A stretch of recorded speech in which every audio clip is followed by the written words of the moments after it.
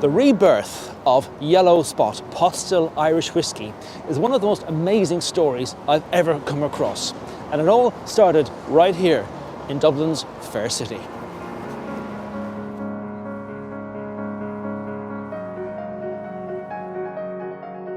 This is Sweeneys Pharmacy, no doubt familiar to all you Joycean scholars. It pops up in Ulysses when Leopold Bloom drops in and buys a bar of lemony soap.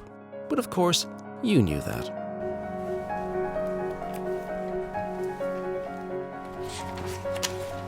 James Joyce was a big whiskey fan. We're only a couple of pages into Dubliners, his collection of short stories, when we meet Old Cotter, who told endless stories of the distillery. Then there's Mr. Duffy, who lived in a house overlooking a distillery. And in the most famous short story, The Dead, there's a very good reason why Mr. Brown is the only character who drinks whiskey. You see, in Joyce's Dublin of a century ago, pot still whiskey played a huge part in the life, commerce and culture of the place.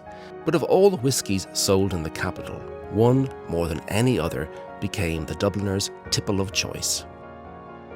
The pot still was made by Jameson and it was bottled by the family firm of Mitchell and Son.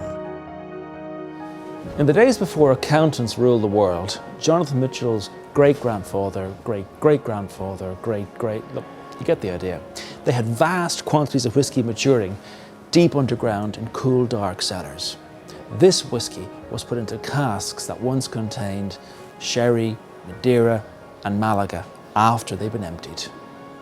It was a link with the past. We're lucky enough to have old cask books and records going back and handwritten ledgers and so on. So I immediately delved in to have a look to see exactly what was the makeup of Yellow Spot.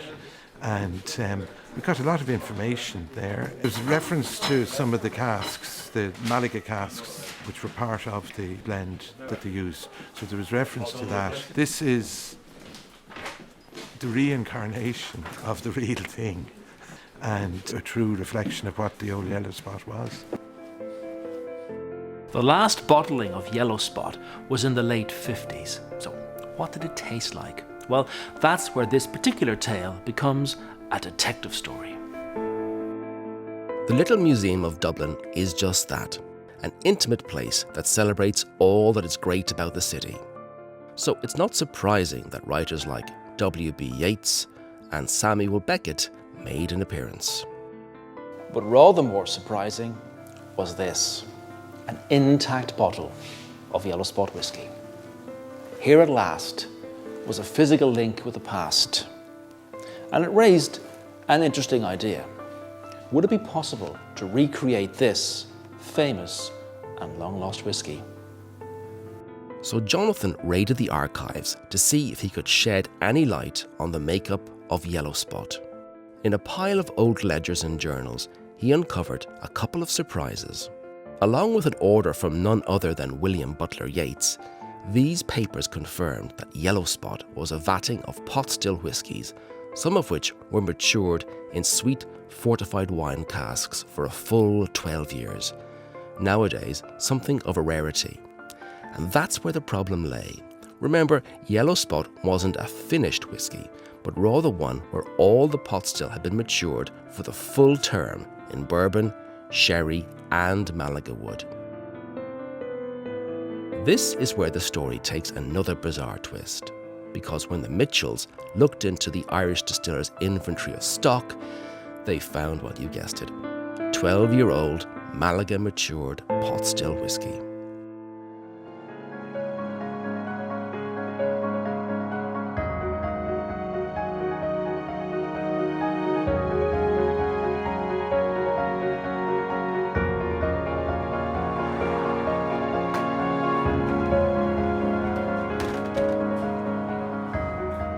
So when you order a Yellow Spot, besides a whiskey with a great story, what are you getting? Well, let's just say the nose is unique. It's wonderful. You can instantly get the Malaga influence. I'm getting marshmallows and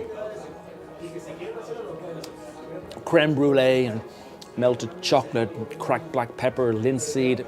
It's just a wonderful drink. You're just going to have to try it. And I can safely say, I think it's a whiskey that James Joyce and 7 generations of the Mitchell family would absolutely approve of.